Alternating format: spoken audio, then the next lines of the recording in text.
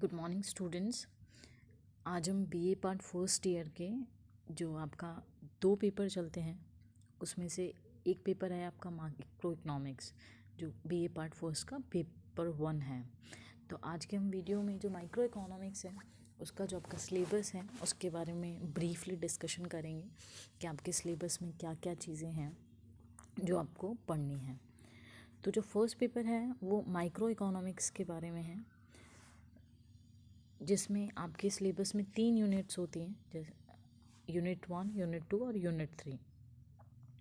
जो आपका यूनिट 1 है, मैं आपको हिंदी में सिलेबस डिस्कस करूँगी क्योंकि नंबर ऑफ़ स्टूडेंट्स जो हैं हमारे अधिक ज़्यादातर वो हिंदी मीडियम से बिलोंग करते हैं, और आपको इंग्लिश में सिलेबस देखना है तो वो भी इस डिस्प्ले पर आपको दिखाई दे रहा है।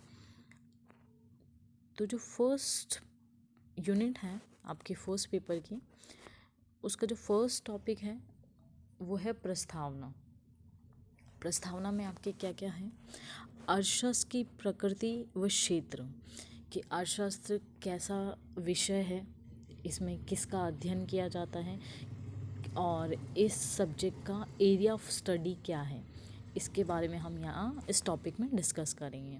नेक्स्ट जो है टॉपिक वो है अर्थशास्त्र की विधियाँ, चुनाव एक आर्थिक समस्या के रूप में, एंड मूलभूत मान्यताएं, कि अर्थशास्त्र में की मूलभूत मान्यताएं क्या हैं, कौन सी आर्थिक समस्याओं का अध्ययन अर्थशास्त्र में किया जाता है, इन सब के बारे में आप यहाँ पे पढ़ेंगे। जो नेक्स्ट है आपका वो है कीमत संयंत्र का मापन। एक बार हम इंग्लिश में देख लेते हैं क्योंकि यहाँ क्लियर नहीं है कि क्या लिखा हुआ है। तो यहाँ पे है रोल ऑफ प्राइस मैकेनिज्म, आपका टॉपिक है कि कीमत संयंत्र की क्या भूमिका है। कीमत संयंत्र मतलब क्या है यहाँ पे, कि किसी भी वस्तु की कीमत का निर्धारण किस प्रकार होता है, उसके बारे में हम यहाँ इस वाले टॉपिक में डिस्कस करेंगे। तो जनरली कोई भी वस्तु का जो कीमत का निर्धारण होता है अर्थशास्त्र में, उसका निर्धारण उस वस्तु की मांग व पूर्ति वक्र के द्वारा होता है। जहाँ किसी भी वस्तु का मांग वक्र पूर्ति वक्र को काटता है, वहाँ पर उस वस्तु की कीमत का निर्धारण होता है। और जब हम ब्रीफली डिस्कस करेंगे टॉपिक बाय टॉपिक, तब हम लोग यहाँ पे इसको और अच्छे से पढ़ेंगे। नेक्स्ट टॉपिक है मूलभूत ढांचा व प्रयोग, कि किस तरह से प्राइस मैकेनिज्म काम करता है, किस तरह से मांग व पूर्ति में अगर परिवर्तन होता है तो कीमत पर उसका क्या प्रभाव पड़ता है। नेक्स्ट है बाजार संतुलन, उपभोक्ता का व्यवहार, उपभोक्ता यानी कंज्यूमर। तो यहाँ पे हम पढ़ेंगे कि कंज्यूमर बिहेवियर के बारे में हम यहाँ स्टडी करेंगे। जो फिर नेक्स्ट टॉपिक है आपका उपयोगिता, मात्रात्मक व गुणात्मक अप्रोच, कार्डिनल व ऑर्डिनल अप्रोच। इकोनॉमिक्स में जो यूटिलिटी है वो बहुत इम्पॉर्टेंट टॉपिक है, क्योंकि किसी भी उपभोक्ता जो उसे हम यूटिलिटी कहते हैं अर्थशास्त्र के अंदर। तो यूटिलिटी की 2 अवधारणाएं हैं यूटिलिटी के रिगार्डिंग। एक अवधारणा बोलती है कि यूटिलिटी को मेजर किया जा सकता है, और एक जो अवधारणा है वो ये बोलती है कि यूटिलिटी को मेजर नहीं किया जा सकता, यूटिलिटी को ऑर्डर दिया जा सकता है। तो इस तरह से यूटिलिटी की मेजरमेंट की 2 अवधारणाएं हैं, कार्डिनल अप्रोच और ऑर्डिनल अप्रोच। तो अलग अलग अर्थशास्त्रियों ने इन दोनों अवधारणाओं का व्याख्या करी। जब हम ये टॉपिक पढ़ेंगे तब हम वहाँ ब्रीफली इसको एक स्टडी कर लेंगे वहाँ पे, ठीक है। नेक्स्ट है उदासीनता वक्र, इनडिफरेंस कर्व। जो इनडिफरेंस कर्व है वो यूटिलिटी के ऑर्डिनल अप्रोच को बताता है। नेक्स्ट है आपका उपभोक्ता का संतुलन, हिक्स और स्लस्ट की। जो कंज्यूमर इक्विलिब्रियम है उसकी जो व्याख्या है कि किस तरह से उपभोक्ता को संतुलन मिलेगा, और उपभोक्ता से संतुलन का यहाँ मतलब है उपभोक्ता वहाँ संतुलन में होता है जहाँ उसे जो उसके लिमिटेड रिसोर्सेज हैं उसमें उसको मैक्सिमम यूटिलिटी जब मिलेगी, तो वहाँ किसी भी उपभोक्ता का संतुलन स्थापित होता है। तो ये हमारे 2 अर्थशास्त्री हैं, हिस्क और स्लस्ट की। तो उन्होंने अपनी अपनी मेथड्स बताए कि किस तरह से एक उपभोक्ता का संतुलन होगा या उपभोक्ता को अधिकतम संतुष्टि की प्राप्ति होगी। तो इन्होंने अलग अलग मॉडल्स दिए हैं, तो उनके बारे में हम यहाँ स्टडी करेंगे। गिफिन वस्तुएं। गिफिन वस्तुएं सामान्यतः वस्तुएं बहुत प्रकार की होती हैं, साधारण वस्तुएं, घटिया वस्तुएं, गिफिन वस्तुएं। तो गिफिन वस्तुएं वे वस्तुएं होती हैं जिन पर मांग का नियम लागू नहीं होता है। अब मांग का नियम क्या होता है, ये बिल्कुल आपको टॉपिक बाय टॉपिक आगे हम वीडियोस में स्टडी करेंगे। अभी ब्रीफली आपको ये जानना है कि गिफिन वस्तुओं के बारे में हमें यहाँ पर पढ़ना है। नेक्स्ट टॉपिक है मांग की लोच। मांग की लोच यानी इलास्टिसिटी ऑफ डिमांड। जो हमारा मांग का नियम है वो सिर्फ हमें डायरेक्शन बताता है कि अगर किसी वस्तु की कीमत बढ़ती है या घटती है तो उसकी मात्रा पर क्या प्रभाव पड़ता है, परंतु वो हमें उसके मात्रात्मक प्रभाव को नहीं बताता है। इस कारण जो मांग की लोच है उस अवधारणा का विकास हुआ। मांग की लोच हमें बताएगी कि अगर किसी वस्तु की कीमत में परिवर्तन होता है तो उसकी मांग मात्रा में कितना मात्रात्मक परिवर्तन होगा। तो जो मांग की लोच है वो 3 तरह की होती है: कीमत लोच, आय लोच, तिरछी लोच। प्राइस इलास्टिसिटी, इनकम इलास्टिसिटी और क्रॉस इलास्टिसिटी। तो ये जब हम टॉपिक पढ़ेंगे तब आराम से एक एक करके 1 बाय 1 इनके बारे में डिस्कशन करेंगे। नेक्स्ट जो आपका टॉपिक है वो उपभोक्ता की बचत यानी consumer surplus and angel curve. Angel curve जो होता है वो आय के विभिन्न स्तरों पर किसी वस्तु की कितनी मांग मात्रा या कितनी मांग की जाएगी उसको दर्शाता है। नेक्स्ट है उत्पादन एवं लागत का सिद्धांत। उत्पादन और लागत से संबंधित विभिन्न सिद्धांत दिए गए हैं, उनके बारे में हम यहाँ डिस्कशन करेंगे कि किस तरह से कितना उत्पादन किया जाए, उत्पादन को करने के लिए किन किन साधनों की ज़रूरत पड़ेगी, उत्पादन फलन क्या होता है। तो उत्पादन फलन उत्पादन व उत्पादन के साधनों के मध्य फलनात्मक संबंध को दर्शाता है, उसे हम उत्पादन फलन कहते हैं या प्रोडक्शन फंक्शन कहते हैं। समो उत्पादी वक्र, आइसोक्वांट कर्व्स।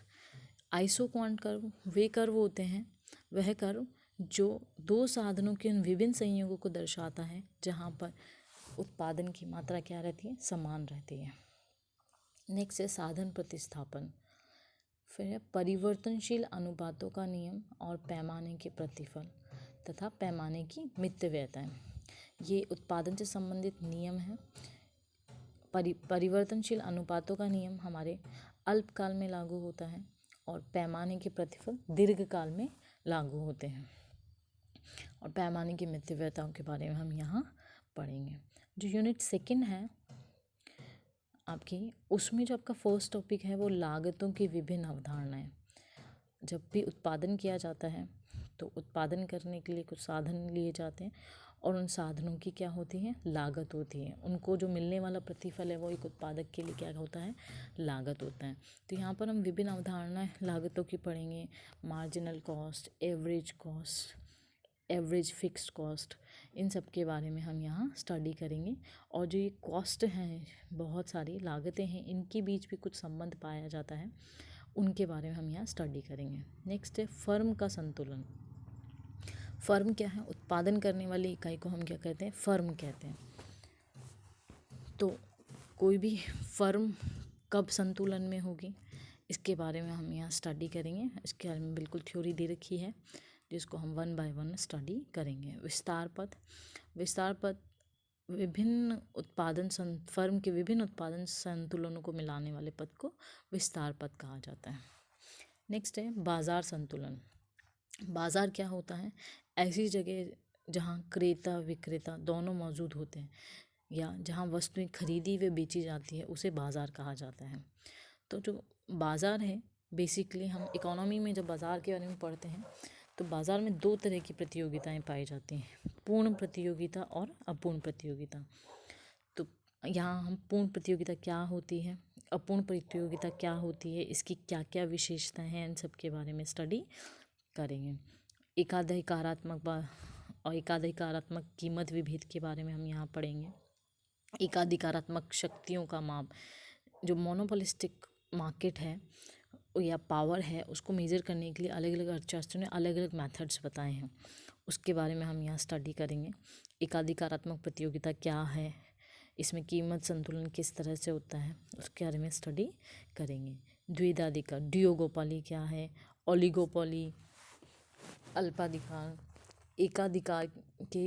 एकाधिकार में कीमत विभेद। जो मोनोपोली का मार्केट होता है उसके अंदर जो प्रोड्यूसर होता है वो एक ही होता है। एकाधिकार में जैसे नाम से पता लग रहा है एकाधिकार, या ना एक का ही अधिकार, संपूर्ण बाजार पर उसकी मोनोपोली होती है। तो वो जो मोनोपोली मार्केट है उसमें प्राइस डिस्क्रिमिनेशन पाया जाता है, उसके बारे में हम यहाँ डिटेल से पढ़ेंगे। थोड़ा सा मैं आपको बता देती हूँ कि प्राइस डिस्क्रिमिनेशन होता क्या है। एक ही वस्तु को जब कोई उत्पादक अलग अलग लोगों को अलग अलग कीमतों पर बेचता है तो उसे कीमत विभेद कहते हैं। एकाधिकारी शक्ति का माप है, इसके एकाधिकारी शक्ति का जो मोनोपोली है उसकी पावर को मेज़र करने के लिए यहाँ 2-3 फॉर्मूलाज हैं या मेथड्स हैं जो दिए गए हैं अलग अलग अर्थशास्त्रियों द्वारा, उनके बारे में स्टडी करेंगे। और एकाधिकार का नियंत्रण किस तरह होता है उसके बारे में पढ़ेंगे। नेक्स्ट टॉपिक है साधन कीमतें।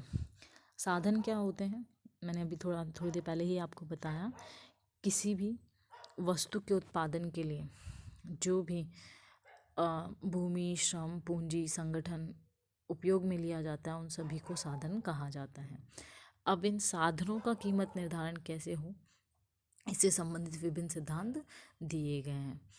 जैसे वितरण का सीमांत उत्पादकता सिद्धांत, कि जो भी उत्पादन हो गया है उन्हें उस उत्पादन में लगे साधनों में किस तरह से बांटा जाए, इसे वितरण कहा जाता है। तो इसको किस तरह से साधनों के बीच जो उत्पादन से जो आय हुई है उसे बांटा जाए, इसके लिए वितरण का सीमांत उत्पादकता सिद्धांत प्रतिपादित किया गया।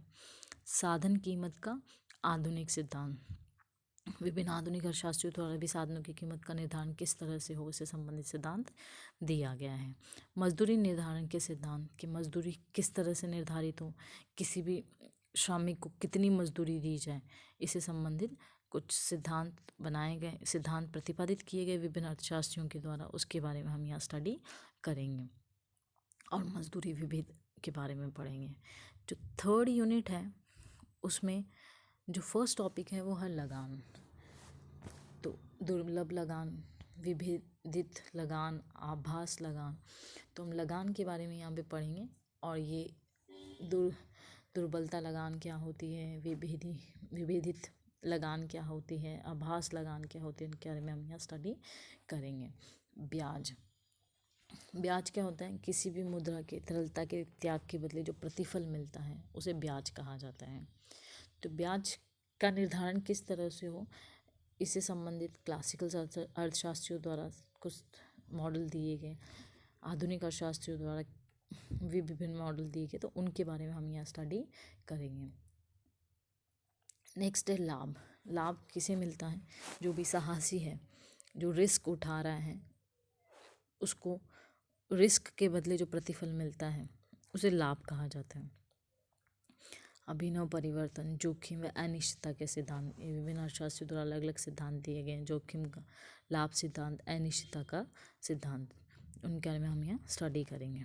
नेक्स्ट टॉपिक है विनियोग विश्लेषण, लाभ, लगान, लाभ और ब्याज, इनके बारे में हम यहाँ स्टडी करेंगे इस वाले यूनिट के अंदर।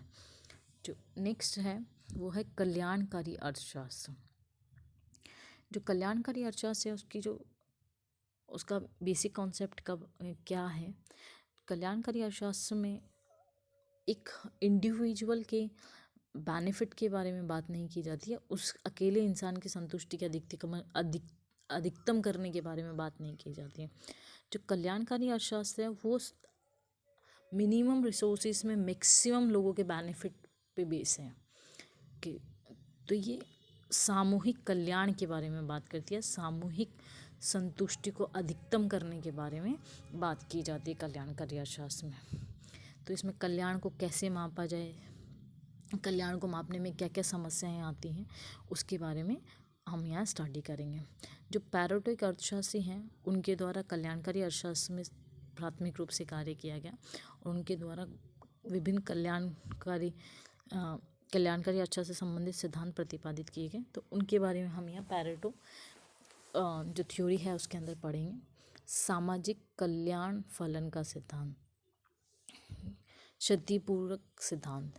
जो क्षतिपूरक सिद्धांत है वो दो अर्थशास्त्रियों द्वारा दिया गया है, काल्डर और हिक्स। तो इनकी दोनों की जो क्षतिपूर्ति सिद्धांत के बारे में जो जो थ्योरी बताई गई है या जो मॉडल इन्होंने बताए हैं उसके बारे में हम यहाँ स्टडी करेंगे। तो इस तरह से आपने देखा कि ब्रीफली आपको बताने की कोशिश की गई है कि आपके सिलेबस में क्या है, क्योंकि जब तक आपको आपका सिलेबस पता नहीं होगा तब तक आपको ये नहीं पता चलेगा कि आपको क्या पढ़ना है। तो हमारे जो भी नेक्स्ट वीडियोस होंगे उसमें हम 1 बाय 1 हमारे एक एक टॉपिक को डिस्कस करते जाएंगे, और जो भी आपकी क्वेरीज होगी सिलेबस के रिगार्डिंग कि आपको कुछ समझ नहीं आया है, तो आप जो कमेंट बॉक्स है उसमें आप कमेंट कर दें और मैं उसमें रिप्लाई कर दूँगी। तो अब जो नेक्स्ट टॉपिक रहेगा हमारे वीडियो का वो रहेगा अर्थशास्त्र की प्रकृति व क्षेत्र। तो thank you for the listening.